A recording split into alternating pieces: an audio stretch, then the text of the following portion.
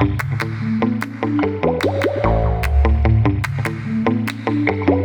Dean Spade. Welcome back to Love in a Fucked Up World, the podcast, where we talk about how to build and sustain strong connections with each other because our resistance movements are made of our relationships and are only as strong as they are. This is the last episode of 2025, and yesterday I had a beautiful conversation with Hope and Ciro about our collaboration on the podcast this year, which has been a totally new kind of project for each of us and a new team to be working together in. I'm feeling really overwhelmed with gratitude for each of them and all the other people who've been part of this experiment, including the people I've interviewed whose episodes we've released in 2025, Adrian, Tourmaline, Morgan, Shira, Miriam, Wiam, Prentice, Kelly, and Jessica. Really grateful. And I'm so excited about the episodes to come. And grateful to everyone who's been giving us feedback and who's joined the discussion boards on Patreon, where we've been brainstorming about where the podcast should go next and talking about the ideas that we're sharing here. It's such a really intense, hard time in the world. And it means a lot to me to be meeting so many people who give a fuck about fighting back and caring for each other under these really impossible circumstances. It's really giving me energy to continue to be in these conversations. I'm also really grateful to everybody at Verso Books for all the work on the upcoming second edition of Mutual Aid. It's been really meaningful to me spending time this summer looking back at the last 5 years and writing my reflections about what I've learned about mutual aid since the book came out in 2020. I'm hoping those reflections will be useful as we keep struggling to survive and respond to the cascading disasters. I recently posted an excerpt from the new material from Mutual Aid on the podcast Patreon, which you can find at patreon.com/DeanSpade. And you can read it for free there. And I'll be posting some more excerpts in the coming months. The new edition will be out March 31st, and you can also pre-order it over on Patreon. As I head into January, I am going to be working on the new edition of my first book, Normal Life, which was first published in 2011 by Southend Press, and then again after Southend closed in 2015 by Duke University Press. And it's heavy reflecting on trans politics at this time and thinking about what has changed in the last 15 years. And I'm also grateful to get to do that thinking and be talking to a lot of my closest friends and collaborators who work in trans resistance and trans studies and think critically about this moment and what is required of all of us. On that note, for the final episode of 2025, I'm sharing the last conversation I was able to record in person with my friend Morgan Bassichis. Morgan and I are planning to record more together in 2026. Very excited to have those dates already on the calendar. But for now, here's our conversation about giving and receiving feedback. Welcome to the podcast. I'm here with my friend Morgan Bassichis, who's my business partner and boss, Morgan Bassichis, who is a somatic therapist and an organizer doing lots of abolitionist and anti-Zionist work for many years, and a big influence on me and on this book and this podcast. Only the good parts. Just the good parts. I take credit for everything that's a mistake. And I want us to talk about feedback, about how to give and receive feedback, about why it's hard. I want us to get into that. It's a topic that comes up so regularly in my work supporting mutual aid groups and chapter-based organizing groups, and also in roommate conflict and between lovers and friends. Yeah. And so I thought we could dive into feedback. Well, my first question is this a passive-aggressive way of giving me feedback? No comment. No comment? Okay. So why is feedback important? Well, I think that we live in a context in which most of us are pretty de-skilled at it. And the result of that is that we don't tell people when things are hard. We're super afraid they're going to be defensive, and we're afraid that they'll feel like we're throwing them away. And when people give us feedback, we're afraid that we're a terrible person because they said we made a mistake or we hurt their feelings. And so people are locked down about it. And then instead we hold it in and sometimes only blow up once it's kind of gone really far, or we tell everybody else but that person what our complaints are. And it can be very disorganizing for groups, and it can cause people to take sides and feel ganged up on and be ganged up on, or be kind of iced out. It's just the indirectness, I think, is maybe one of the biggest sources of harm in our communities, honestly. I think it leads to some of the really, really bad behavior that we most want to change. And maybe even bigger than harm, just difficulty. Just difficulty. It just seems like a skill we really never get taught. And I know that so much fear can come up for me around it of is this feedback? Is it even grounded? Is this feedback, or is this just projection, or is this, what is this? So you just said it, I'll ask you again, just because I think it's worthwhile. What's hard about giving feedback, giving or receiving? Yeah. What's hard about it? I mean, I think living in carceral society, what's hard is fear that everything's all or nothing. Fear that I'm saying, if I say it's hard for me when you're late sometimes, that somehow that's going to come off as you're a terrible organizer or a terrible friend. Or if I say it would help me if you did the dishes more, then it means I'm saying that you're filthy and I hate living with you. You know, just like, or that if you offer me those things, it's a character indictment or whatever, character assassination. I don't know what those words are, but the kind of inability to hold it lightly and to be like, oh, this is just a comment on this one particular behavior and how it lands for this person. It's not a comment on who I am.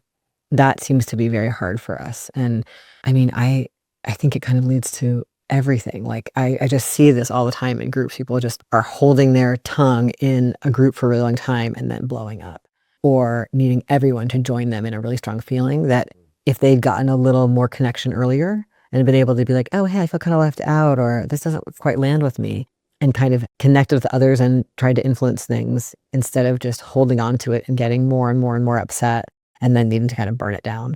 Like that's one of the patterns I definitely see disorganizing our groups. I think that most frequently when I'm asked for advice by a friend about something stressing them out, or when I'm asking for advice, what's stressing either of us out is usually like we're withholding feedback that we need to give the situation that we're in, or we've gotten some and we're like scared. Do you feel like that's true for you? I think that just got approved as true in my mind. Yeah, that's true. That rings with you. That rings with me. So we're scared. We get scared. Yeah. Because we're like, what if this is going to ruin the relationship or ruin the connection? Or what if this is going to create distance or create fallout or whatever? So how then do you have any suggestions on like, what are simple ways to do it? Yeah. I mean, one thing that I've really been working on is like in groups, doing a little feedback workshop. Just like having people talk about why feedback is important and what it's like to live in a carceral society. And I often have people do an exercise where you get with a partner and you each say one time when you gave feedback and it went really poorly, and one time when you got feedback and it went really poorly, and then one time when it went well, and one time, you know, in either direction. And so that we just even start talking about what we already noticed in our lives, about some of our preferences, about what seems to help. Not that there's any guarantee that if I find out that you like to have feedback verbally and not on text, that doesn't mean I am never going to text you feedback if I need to, but like just even knowing, talking about it as a thing together and finding out that we have preferences, and maybe finding out some of our friends or lovers or group members' preferences, like that can start to loosen up the possibility that we're going to practice this as a group. And I think that like roommates can do that, friends, lovers, anybody can do that kind of like, let's talk about feedback. Like, what's it like for you? You know, when does it work best? And then you can make a commitment to do it about really small things. Right. Almost talk about abstractly first. Yeah. Yeah. And then be like, let's do it about something small every week. Let's do it about, you know, you were late, or I wish that I'd gotten a say in what we were going to watch, or whatever. And like have that practice being non-defensive and practice being like willing to give the feedback. Like, this doesn't mean anything about you. It's just one small observation I'm having about something that landed on me a certain way. And I think if people practice on the small stuff, instead of not giving any feedback until things are giant, we'd get more skilled up and it would build trust. Like, oh, I know that Morgan can give me feedback, and it doesn't mean that they're not going to care about me anymore. Yeah. Or that they think I'm back, you know? Yeah, because we all really want to trust, like, that you would tell me if you saw something that I didn't see. Or you told me, like, that would be horrifying to me if I felt like you couldn't or wouldn't tell me. So it's such a big, it's actually what we want, even if we're scared of it. It's actually what we long for in our relationship. It's what we long for on one level, but on another level, I just want to be perfect. And I want you to think I'm perfect, and I want you to be perfect, right? So like that's the surface internalized capitalism, white supremacy, heteropatriarchal level that is so in the way. It's like, can I just handle that I am definitely going to sometimes hurt your feelings, and definitely going to need to be reminded of things I forget, or I'm going to be lost in my own stuff and miss something important in our friendship or whatever. And if I knew that, if I was like, yes, I'm totally imperfect, and my friend's feedback is like a source of care for our relationship and investment in my well-being, that would be awesome. And so maybe we need to like make that as an agreement between us, rather than just hoping that we never need to give anything back, you know, like that feels like how it is now, you know. I'm fully dissociated now because you've triggered me. But so it seems like there's skill involved. I mean, it's like we can all do this. And it's like a muscle, like any muscle that we can build. There's skill in both giving feedback in a way that actually is supportive, that actually is towards, like, I can imagine in organizations when feedback can sometimes be used to like subtly be like, you're bad, or I don't want you involved, or I don't want you as leader, versus I really want you to make your best contribution to this work. And so invested in doing this together. Here's what I think could make this even stronger. Here's what I think could make your contribution even stronger. What's a skill that you've seen work for giving feedback in a way that is supportive, contributes to what you want to see? I think it really helps to just tell somebody why you're giving it. Like, I really love working with you. And this one little thing is sometimes bugging me, and I want to make sure we have a really clear channel, or just something that first honors that you care about the connection. I think that feels helpful. What do you notice is helpful? That reminds me of the feedback sandwich. Mm-hmm. Yeah, that resonates. If you care about the relationship, lead with that. Yeah. And you can always find something, even though it's very abstract. We both care about environmental justice. Yeah. And, whatever, like anything that brings you on the same side. Yeah.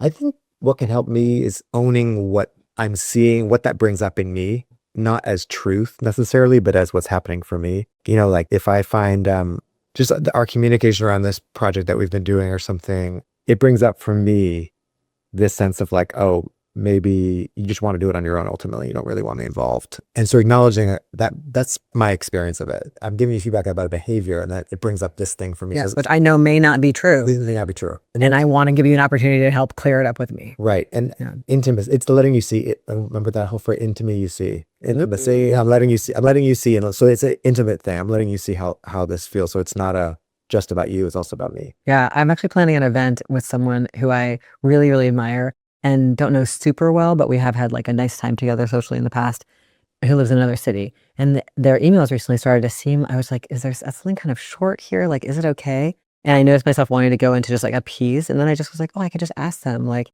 how's the event going for you? I can't really read the tone of emails that well sometimes. Is there anything you need? I would love for this to be a good experience. It's okay if we don't do it. And then they told me all about how they were stressed out about some other aspects of the event that don't have to do with what we're doing, but now we're more on the same team together about it. You know what I mean? And I was like, it's kind of risky, right? To like ask for that greater intimacy to someone I don't know super well. But then I was just like, we have the same values. Why wouldn't I? What's the worst that can happen? Maybe they'll tell me that something I'm doing has really irritated them. I'd rather know. Or maybe they'll be like, you're delusional, Dean. And then that's fine too. So feedback can sometimes just be like a question that is, because that's not really feedback. Well, it's like the tone of I'm giving them feedback about the tone of their email. Right. And how it's landing on me. Right. You're letting them know how it landed on you. Right. Yeah. Right. I'm asking what's really going on here. Yeah. I could have instead been like, they're difficult, or they hate me, or they don't want to do this. I could have stopped answering their emails because I'm scared. There's so many directions that we all go. Yes. Instead of just like, oh, I'm just going to assume the best about this person and actually be direct. Totally. Which went great. Yeah. Because I think people are relieved by that. That's trustworthy behavior.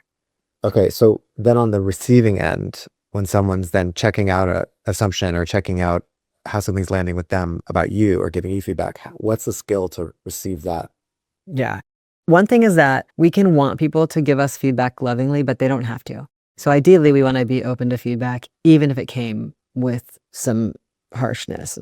I just really believe in that. And especially if for any reason this person might be feeling vulnerable, it might be barbed, which most people feel vulnerable for a lot of reasons. And so I try to be like, can I be excited about this feedback and open to it, even if it didn't come in a super sweet package? Because one of the worst mistakes we make is to criticize how the feedback was given and miss the chance.